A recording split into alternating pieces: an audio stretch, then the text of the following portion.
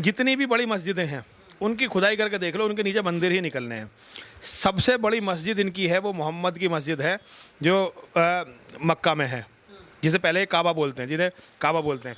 आप उसकी खुदाई करके देख लो, उसके अंदर हिंदुओं के देवी देवता निकलेंगे। वो मंदिर हिंदुओं का शिव मंदिर था, उसमें 365 अलग अलग मूर्तियाँ, 360 मूर्तियाँ थीं अलग अलग। वहाँ हमारी त्रिदेवियों की पूजा होती थी। उन महादेव पर वो लोग वजू का मतलब है वहाँ पे कुल्ला भी करते थे, हाथ भी धोते थे, पैर भी धोते थे। वो हमारे महादेव को इस काम के लिए प्रयोग करते थे। फव्वारों में और शिवलिंग में बहुत अंतर होता है। ठोस पत्थर के फव्वारे नहीं होते। इन मूर्खों को ये पता ही नहीं है। मंदिर का बनना प्रॉब्लम नहीं है, प्रॉब्लम है कि आप मंदिरों को बना के बचाओगे कैसे। आज आप ज्ञान व्यापी को ले लो, जैसे मुस्लिम आबादी बढ़ेगी वो फिर ले लेंगे। देखिए, हमारा धर्म कहता है अस्वम नियव, गजम नियव, व्याघ्रम नियव चे अजापुत्रम बलिम ददिया देवो दुर्बल घातका। हमें अपने बच्चों को भेड़ का बच्चा नहीं बनाना है, हमें अपने बच्चों को शेर बनाना है। अगर शेर बनाओगे तो तुम्हारे बच्चों की बलि नहीं चढ़ेगी, और अगर तुमने अपने बच्चों को भेड़ बनाया तो वो दूसरों के खाने के काम आएंगे। नमस्कार, मैं हूं ऋषभ अवस्थी और आप देख रहे हैं ओ न्यूज़ हिंदी। जूना अखाड़े के महामंडलेश्वर यति नरसिंहानंद सरस्वती महाराज हमारे साथ मौजूद हैं। सबसे पहले महाराज जी, ओ न्यूज़ हिंदी के चैनल पर आपका बहुत बहुत स्वागत है। बहुत बहुत धन्यवाद आपका, बहुत बहुत साधुवाद। हर हर महादेव। ये बताइएगा कि आप लगातार जो है हर हर महादेव के नारे भी लगाते हैं और माता की जो है गुणगान भी हमेशा ही चैनल के माध्यम से भी हम भी सुनवाते हैं, आप लोग भी दिखाते हैं। ये जब काशी की बात आई तो शुरुआती श्रृंगार गौरी से होती है और महादेव प्रकट होते हैं, तो आप लोग जो है क्या राय है आपकी इस पूरे मुद्दे पे? देखिए, काशी में जो सबके सामने ये सत्य आया है, ये इस्लाम का असली सत्य है। वो दूसरों के मंदिरों को तोड़ते हैं, दूसरों के मठों को तोड़ते हैं, दूसरों के पूजा स्थलों को तोड़ते हैं।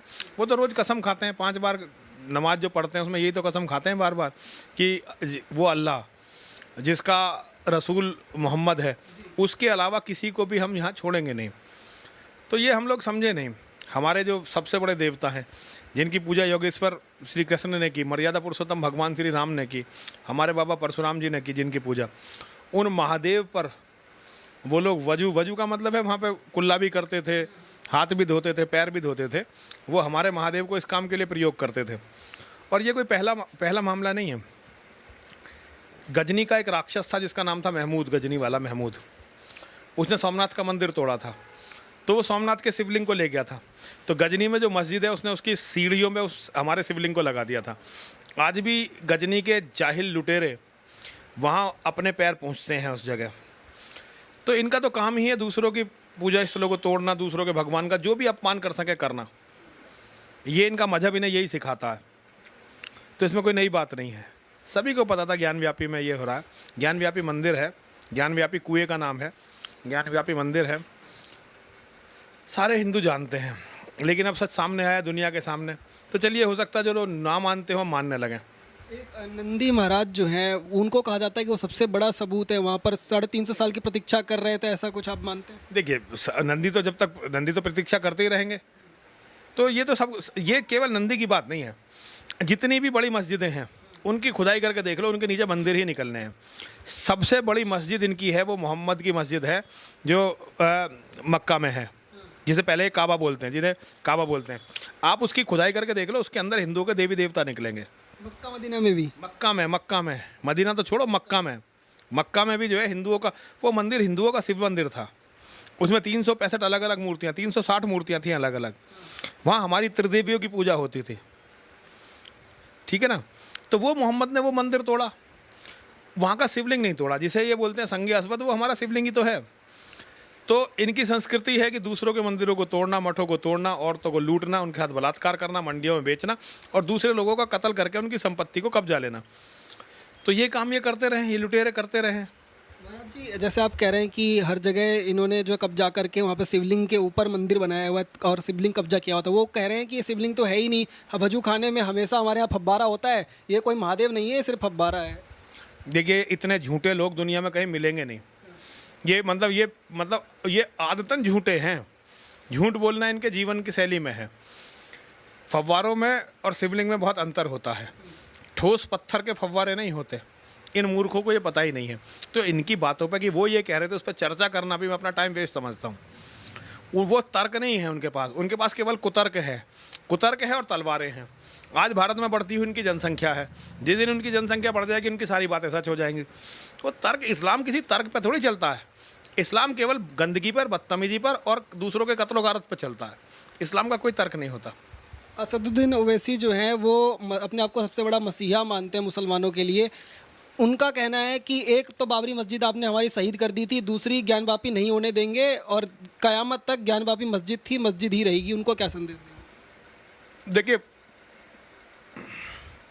जो आप सच पूछना चाहते हैं कि झूठ पूछना चाहते हैं? सच ही जानना चाहिए। अगर आप सच जानना चाहते हैं तो हिंदुस्तान में जो अयोध्या में मंदिर बनना, उसका भी कोई भविष्य नहीं है। 2029 में भारत का प्रधानमंत्री मुसलमान बन जाएगा। एक बार भारत का प्रधानमंत्री मुसलमान बना तो जितने मंदिर है वो सारे टूटने हैं। आप कहीं भी मंदिर बना लो, मंदिर का बनना प्रॉब्लम नहीं है। प्रॉब्लम है कि आप मंदिरों को बना के बचाओगे कैसे। आज आप ज्ञानव्यापी को ले लो, जैसे मुस्लिम आबादी बढ़ेगी वो फिर ले लेंगे, इसमें क्या फ़र्क पड़ने वाला है। अब जो लगातार एक के बाद एक आवाज़ उठ रही है, अयोध्या के बाद काशी की हुई, मथुरा की भी बातचीत चल रही है। अब 2029 में प्रधानमंत्री कैसे बन जाएगा? आप कई बार जैसे कहते हैं, कई बार मंचों से भी कह चुके हैं, तो 2029 में आप मतलब बता रहे हैं, तो कैसे बन जाएगा प्रधानमंत्री? देखिए, अब तक का आंकड़ा ये है कि 10 साल से छोटे बच्चे 60% मुसलमानों में हैं। 60% 10 साल से छोटे बच्चे मुसलमानों में हैं और 40% में बाकी सब हैं। और आज जो आंकड़े अब आ रहे हैं, अगर एक किसी शहर में 1000 बच्चे रोज़ पैदा होते हैं, उस शहर में जिसकी आबादी में मुसलमान केवल 20 या 25% है, उसमें यदि 1000 बच्चे पैदा होते हैं तो उसमें 800 से ज़्यादा बच्चे मुसलमानों के होते हैं। बाकी सब सारी कौमों के बच्चे सबके मिला के, जिसमें हिंदू भी होते हैं, ईसाई भी होते हैं, सिख भी होते हैं, जिसको भी आप समझते हो, वो 150 के आसपास होते हैं बस। तो उनका जनसंख्या का रेट इतनी तेज़ी से बढ़ रहा है, रेशो, वहाँ कोई टिकने वाला नहीं है। देश इस्लामिक होना ही होना है। आप सच्चाई को मानो या मत मानो, ये आपकी मर्जी है। जो असदुद्दीन ओवैसी है उसके बयान से आप मतलब बच रहे हैं क्या? उनके बयान पर रिप्लाई नहीं देना चाहते? नहीं, क्यों नहीं रिप्लाई देना चाहता? अवश्य असदुद्दीन ओवैसी बिल्कुल सच कह रहा है, मुझे पता है वो सच बोल रहा है, मुझे पता है वो सच बोल रहा है। कितने दिन अयोध्या का मुकदमा लड़ा गया, अभी ये मुकदमा शुरू होगा। पहले ये मुकदमा कहाँ जाएगा? निचली अदालत, उसके बाद हाई कोर्ट में, उसके बाद सुप्रीम कोर्ट में, फिर पुनर्विचार याचिका लगेगी। कितने साल? कम से कम 40 साल। 40 साल में हिंदुओं का निशान नहीं रहेगा यहाँ पे। तो पहले से ही आप अंदाज़ा लगा ले रहे हैं ये सब चीज़ें? आदमी के अंदर दिमाग होता है, वो भविष्य को देख सकता है। जानवर में ये खूबी नहीं होती। लेकिन जो लोग आने वाले भविष्य को नहीं देख पाते, उन्हें भी आप आदमी मत मानो, उन्हें भी आप जानवर ही मानो। खुली आंखों से भारत का भविष्य हर आदमी को दिखाई दे रहा है कि देश इस्लामिक होने जा रहा है। आप लोग नहीं मानते, आपकी इच्छा है। अंत में एक संदेश चाहूँगा कि जो हिंदू समाज, जो तमाम लोग आपको देखते हैं, उनके लिए क्या मैसेज देंगे? ऐसे समय में क्या उनको करना चाहिए? उन्हें अपने परिवारों को मजबूत करना चाहिए, उन्हें ताकतवर बनना चाहिए, ज़्यादा बच्चे पैदा करने चाहिए और बच्चों को अपने घर को, परिवार की रक्षा के लायक बनाना चाहिए। उन्हें देखिए, हमारा धर्म कहता है अश्वम नियव, गजम नियव, व्याघ्रम नियव च अजापुत्रम बलिम ददियात देवो दुर्बल घातका। अरे घोड़ों की नहीं होती, हाथियों की नहीं होती और शेरों की तो कदापि कदापि नहीं होती। केवल कमज़ोर बकरों की संतानों की बलि दी जाती है, क्योंकि देव अर्थात भाग्य ये दुर्बल के लिए घातक होता है। हमें अपने बच्चों को भेड़ का बच्चा नहीं बनाना है, हमें अपने बच्चों को शेर बनाना है। मेरा यही संदेश है। अगर शेर बनाओगे तो तुम्हारे बच्चों की बलि नहीं चढ़ेगी, और अगर तुमने अपने बच्चों को भेड़ बनाया तो वो दूसरों के खाने के काम आएंगे। अपने परिवारों को मजबूत करिए, बस मेरा यही संदेश है, इसके सिवा कोई संदेश नहीं। एक संदेश हिंदुओं को देना चाहता हूँ, बोलिए, विजय मिले या वीर गति, सब महादेव के नाम, जीते जी रण छोड़ के जाना, वीरों का नहीं काम। विजय मिले या वीर गति, सब महादेव के नाम, जीते जी रण छोड़ के जाना, वीरों का नहीं काम।